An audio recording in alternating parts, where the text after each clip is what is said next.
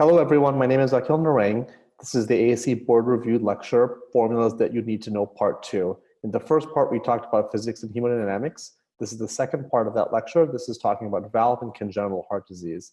As with the previous lecture, I will be presenting formulas that you need to know in a case format. So we have 12 different questions that we'll be going through today with explanations for each question, each of which has key formulas that you need to know. As we discussed previously, this is a good list of formulas to start out with, but there are many more formulas for the board that you need to know that perhaps may not be covered here. So please make sure that you pay attention to the rest of the lectures in this board review course and annotate all the formulas that are discussed in the previous lectures. As we talked about this previously, but the general topics of the formulas that you need to know include physics and hemodynamics, including intracardiac pressures. That was the focus of the first lecture. And in this particular lecture, we'll talk a little bit more about valvular heart disease quantification, particularly stenosis, regurgitation, and congenital heart disease. As always, I'd like to review some exam tips for you. It's really important to understand and don't memorize the formulas. Understand what the question is being asked as opposed to just memorizing the formula. Remember to avoid distractions in the question stem. Again, distractions might be additional pieces of information that you may not need to know, but are not necessarily relevant to solving the question. Make sure you pay attention to units, as this can often mess people up when it comes to the exam. Often the units for the answer choices may be slightly different from those presented at the answer stem. And as always, it's not enough just to know the formula, but you have to do the math correctly. So I suggest that you write out each question and each formula, even for the easy ones that you think you know right off the bat. And make sure to double check your math. Did you divide by 2? Did you multiply by pi? Did you square the correct term? Some of the answer choices will have answers that will assume that the math was done incorrectly. And of course, these will be the incorrect answer choices. And again, at the beginning of the first section, I always recommend that you take a couple minutes just to write down key formulas like continuity equation, Bernoulli equation, things that are heavily used in the exam and that you don't want to be scrambling to come up with later as you start your test. Let's jump into the questions. So question number 1, a 72-year-old male with aortic regurgitation and progressive symptoms is referred for a transthoracic echocardiogram. Calculate the regurgitant fraction. Assume an LVOT of 2.4 centimeters and a mitral valve annular diameter of 3.0 centimeters. The answer choices are A, 26%, B, 42%, C, 58%, or D, 71%. Because these are recorded lectures, I encourage you to pause after each question to do the math and then look at the answer choices and continue with the lecture. The correct answer in this case is C, 58%. Here's the explanation. In order to determine the regurgitant volume, all we have to know is the LVOT stroke volume and subtract this from the mitral valve stroke volume. The stroke volume from the LVOT is the LVOT area multiplied by the LVOT VTI, and the mitral valve stroke volume is determined by the mitral valve area times the mitral valve VTI. All of these pieces of information are given to us in the answer stem. So regurgitant volume, again, is pi times radius squared for the LVOT stroke volume. And please remember that the diameter given has to be divided by 2 in order to get the radius. And for the mitral valve, the similar thing, pi r squared, where 1.5 is the radius and 3, which was given in the question stem, is the annular diameter. Solving this equation, you get 154 milliliters minus 64 milliliters. This gives us a regurgitant volume of 90 mLs. In order to calculate the regurgitant fraction, we have to divide 90 cc's by 154, and this gives us the correct answer of 54%. The right picture is a schematic of how this is represented. So this is an easy way from echocardiography to determine the regurgitant fraction and regurgitant volume for patients with significant aortic regurgitation using simpler Doppler formulas that you should be familiar with. Question number 2. Was the aortic valve area and dimensionless index for the given scenario? A, aortic valve area 0.16 centimeters squared, dimensionless index or DI 0.19. B, AVA 0.19 centimeters squared, DI 0.16. C, AVA 0.6 centimeters squared, DI 0.19. Or answer choice D, AVA 0.3 centimeters squared and DI 0.16. The correct answer choice is C, AVA 0.6 centimeters squared, and DI 0.19. Now let's go through this in detail. We are provided on the right side of the picture, right side of the question, with three images. The lower image is the LVOT diameter. The left image is the LVOT pulse wave Doppler signal. And the right image is the aortic valve continuous wave Doppler signal with the key values given here, the VTIs noted for each of these.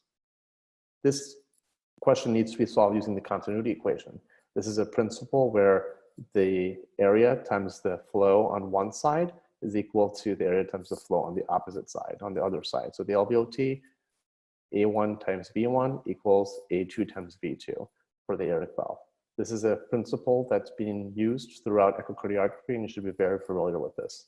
Solving for this, we get the LVOT VTI, which is the area, times the LVOT area, I apologize, times the LVOT VTI should equal the aortic valve area, which is what we're going to solve for, times the aortic valve VTI. Solving for this gives us, again, pi times the radius squared. Remember, we're given the diameter in the answer choice. We have to divide this by 2 times the LVOT VTI, which was given in the previous slide, 24, equals what we're solving for, the aortic valve area times the aortic valve VTI, which is 124. This is, again, derived from continuous wave Doppler. From here, we get an aortic valve area at 0.6 centimeters squared. This is, of course, consistent with severe aortic stenosis. The dimensionless index is simply the ratio of the LVOT VTI divided by the aortic valve VTI. And in this case, we get 24 divided by 124, which is 0.19. Again, this is consistent with severe aortic stenosis. Please be really familiar with this equation to solve aortic valve. Also for using continuity equation for disease and lesions as well, some of which we'll discuss in later questions. Question number 3. Calculate the effective regurgitant orifice area and regurgitant volume for this patient with mitral regurgitation. And here we're shown 2 signals, one a color image zoomed in of the mitral valve with the piezo radius, and then we're shown a continuous wave Doppler signal of the mitral regurgitation. Answer choice A is EROA 0.22 centimeters squared, regurgitant volume R vol 35 milliliters. Choice B, EROA 0.44 centimeters squared, R vol 71 milliliters. Answer choice C, EROA 1.41 centimeters squared, R vol 35 milliliters. And answer choice D, EROA 0.22 centimeters squared, R vol 71 milliliters. The correct choice is B, EROA 0.44 centimeters squared and R vol 71. So let's go through this in detail. In order to determine the severity of mitral regurgitation, we often use the flow convergence method, which is also known as the PISA method. In order to first calculate this, we calculate the VFR. And this can be determined by 2 pi r squared times the eliciting velocity, which is known as VR. If we look at the previous equation, we're given the previous question stem, we're given all of these choices, where 2 times pi, which is 2 times 3.14, the radius squared, which is 0.97, times the eliciting velocity in the, which has been shifted from the Nyquist limit, which is 38.5. This gives us a VFR of 228 milliliters per second. From here, we're able to calculate the EROA. This is the VFR divided by the velocity max of the mitral regurgitation. 228 divided by 5.5 gives us 44 millimeters squared, which is 0.44 centimeters squared.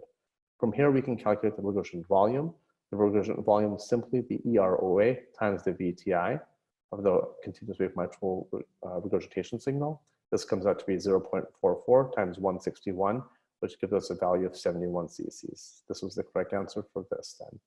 Very important that you understand how to use the flow convergence method or the PISA method, not only to understand the amount or severity of regurgitation lesions. This can be done with mitral valve, the tricuspid valve, even the aortic valve, but it also can be used, the PISA method can be used to calculate the area of certain valves as well.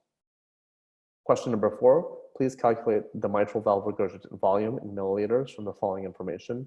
Mitral valve annular diameter 4 centimeters, MV VTI 10 centimeters, LVOT diameter 2 centimeters, and LVOT VTI 25 centimeters. Answer choice A, 47 milliliters. Answer choice B, 205 milliliters. Answer choice C, 16 milliliters. And answer choice D, 71 milliliters. Sometimes in questions, you'll be given information that's simply in a text format without pictures, and you'll be expected to solve the problem, as in this case. Correct answer is A, 47 milliliters. Here, we can use the continuity equation to be able to determine the amount of mitral regurgitation. This formula can be used in the absence of patients with significant aortic regurgitation. The formula simply is the regurgitant volume equals the mitral valve stroke volume, subtract minus the LVOT stroke volume. The mitral valve stroke volume, of course, we know is the mitral valve area times the mitral valve VTI, and the LVOT stroke volume is the LVOT area times the LVOT VTI. To solve for this, putting in the numbers from the stem of the question, we get the mitral valve area is 3.14 times radius, again, 4 divided by 2, which is the radius, 2 squared times the MV/VTI, which is 10. And the LVOT stroke volume we calculate as pi r squared again, 3.14. The radius is 1 squared times 25, which is the LVOT/VTI. And then we get an answer choice of 126 minus 79, which equals 47 milliliters. Question choice number 5. Calculate the mitral valve area based on the Doppler tracing. A, 0.3 centimeters squared, B, 0.6 centimeters squared, C, 1.2 centimeters squared, or D, 1.4 centimeters squared. Here we're given a Doppler signal of the mitral valve with a deceleration time.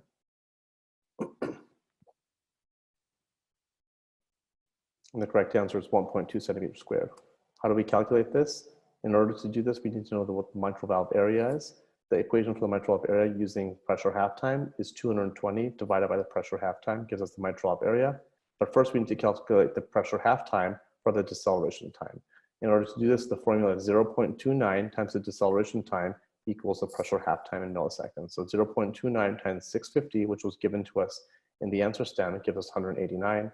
And accordingly, the mitral valve area is 220 divided by 189. This gives us 1.16 centimeters squared, or approximately 1.2 centimeters squared, which is the correct answer. Question number 6. A 60-year-old female with a history of mitral stenosis is evaluated with an echocardiogram. Calculate the mitral valve area. And here we're given 2 images. One, we're given a Doppler image that shows us a radius of flow convergence and an angle, alpha. And on the second image, we're given a Doppler signal of the mitral valve with the Vmax velocity. Answer choices are A, 1.45 centimeters squared. Answer choice B, 0.93 centimeters squared. Answer choice C, 2.67 centimeters squared. Or answer choice D, 0.73 centimeters squared. And the correct answer is A, 1.45 centimeters squared. Now, in order to determine the mitral valve area, we use the PISA method for this. The equation for this is shown in the bottom right here. The most important thing to remember for this is you have to take into account the angle or the alpha between the 2 mitral valve leaflets on the atrial side. This was given as 90 degrees in the stem of the question. And other than that, you simply put in the respective values here, 2 times pi, which is 6.28, as shown on the right side image here, times r squared, 1.56 squared, times the ASE velocity, which is given to us as 33. And you divide this by the Vmax of the mitral stenosis, which again is given in the stem of the question of 189. And then we multiply this by 98 over 180, which again accounts for the angle. From here, we get an answer of 1.45 centimeters squared. So very important for you to be able to use the PISA method, not only for regurgitation, but also for calculating the area. Question choice 7. A 25-year-old male with congenital pulmonic stenosis presents with evaluation. What is the severity of his pulmonic stenosis? Mild, B, moderate, C, severe, or D, critical. And here we're given a continuous wave Doppler signal across the pulmonic valve with respective values shown here. And the correct answer is B, moderate. How do we calculate this?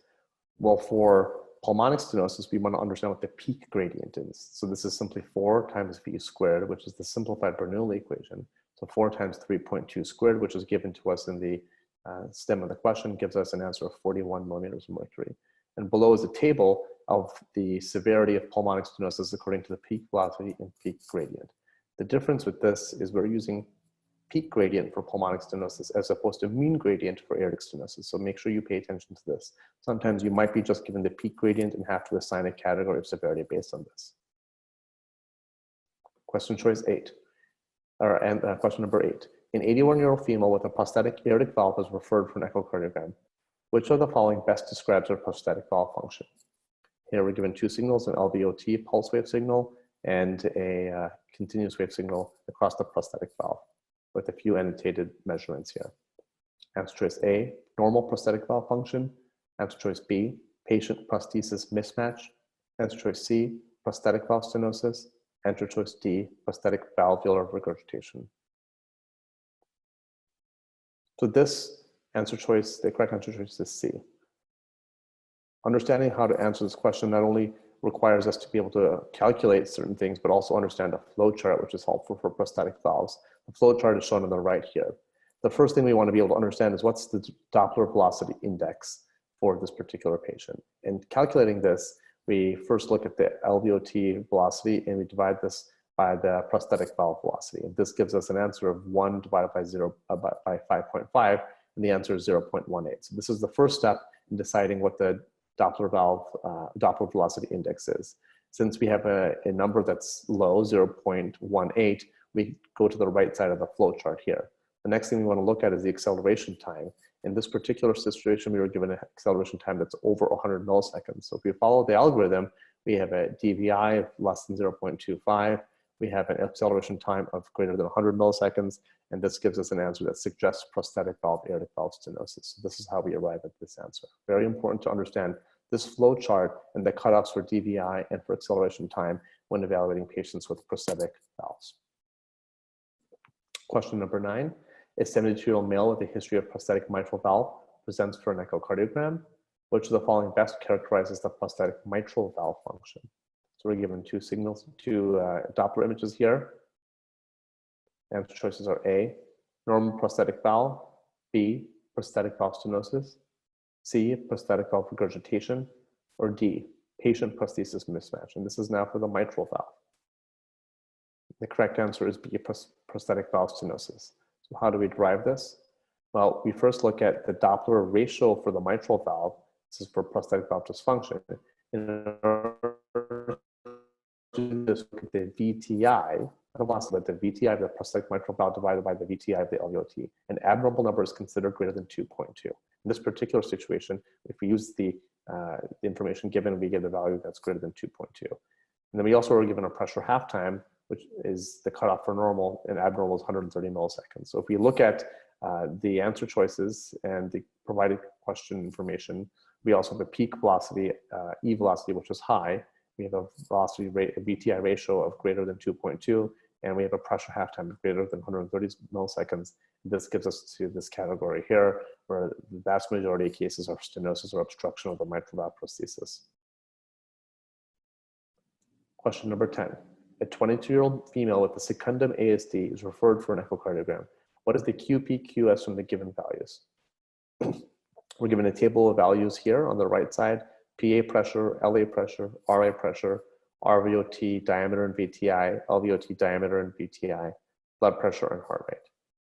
Answer choices are A, 0.42, B, 1.37, C, 2.35, or D, 2.76. And the correct choice is 2.76. This is derived by, the answer is derived by understanding how to calculate QPQS for a patient with an ASD. For an ASD, the QPQS is defined by the stroke volume of the RV divided by the stroke volume of the LV. Stroke volume of the RV is simply the area of the RVOT multiplied by the VTI of the RVOT. And this is divided by the stroke volume of the LV, which is defined as the area of the LVOT multiplied by the VTI of the LVOT. Putting in the numbers in the table, we get 3.14 times R squared, 1.25 squared times the VTI 30 divided by 3.14 times 1 squared. Again, this is the radius over 20. This gives us an answer, a QPQS of 2.76. One very important caveat to understand, this is a question that's asking about an ASD. However, if you have a question asking about a PDA, a patent ductus arteriosus, the flow across the LVOT is considered the QP, and the flow across the PDA or the RVOT is considered the QS. So make sure you don't flip those around for answering questions that are asking about PDA. Question number 11. Calculate the pulmonary artery pressure, the PASP, and the PA diastolic pressure from the Doppler tracing of a patient with patent ductus arteriosus. Assume systemic blood pressure is 165 over 65 millimeters per mercury. Here we're showing a Doppler signal that gives us a peak systolic velocity and an end diastolic velocity. Answer choice A, 21/7 millimeters of mercury. Answer choice B, 42/14 millimeters of mercury. Answer choice C, 36/14 millimeters of mercury. And the correct answer is A, 21/7 millimeters of mercury. So this Doppler shows us a PDA with a left to right shunt from the aorta to the PA.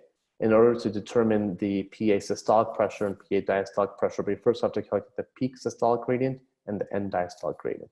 The peak systolic gradient, again using the simplified Bernoulli equation, is 4 times the peak systolic velocity squared. This gives us an answer of 144 millimeters of mercury. The end diastolic gradient is then again used to determine the PA diastolic pressure. And we utilize the simplified Bernoulli equation to calculate the end diastolic gradient. For end diastolic velocity squared gives us an answer of 58 millimeters of mercury. In order to determine the PASP, we simply subtract the peak systolic gradient from the systolic blood pressure. This gives us 165/100 minus 144, 21 millimeters of mercury. And similarly, in order to determine the PA diastolic pressure, we subtract the end diastolic gradient from the diastolic blood pressure. And this gives an answer of 7 millimeters of mercury. So the correct answer, of course, is 21/7. And question number 12. What is the instantaneous peak pressure gradient across the coarctation of aorta given the following information? Peak velocity of the descending aorta is 3.3 millimeters per second, and the peak velocity in the proximal aorta is 2.3 meters per second. Answer choice is A, 6.1 millimeters of mercury, B, 4.4 millimeters of mercury, or C, 1.0 millimeters of mercury. The correct answer choice is A, 6.1 millimeters of mercury. In order to solve this, we don't use the simplified Bernoulli equation, but in fact, we use the modified Bernoulli equation. So the instantaneous pressure gradient, or delta P, equals 4 times V2 squared minus V1 squared. Generally, we ignore the V1 component of this modified Bernoulli equation so that we just get 4V squared. However, when the velocity of V1 is greater than 1.5, or sometimes people will use a cutoff of 2 meters per second, we must include it, otherwise we can overestimate the true gradients. In this case, since we have high velocities on both sides, we need to take this into account. So the delta P equals 4 times 3.3 squared minus 2.2 squared, which gives us an answer of 6.1 millimeters of mercury. And with that, this concludes the lecture series for the formulas that you need to know, part 1 and part 2. There are many formulas that we've talked about in about 30 odd cases over those 2 lectures. I encourage you to write all the formulas down to make sure you understand them. And of course, these are complementary to what is being used in the rest of the lectures that you've seen today. Thank you and good luck.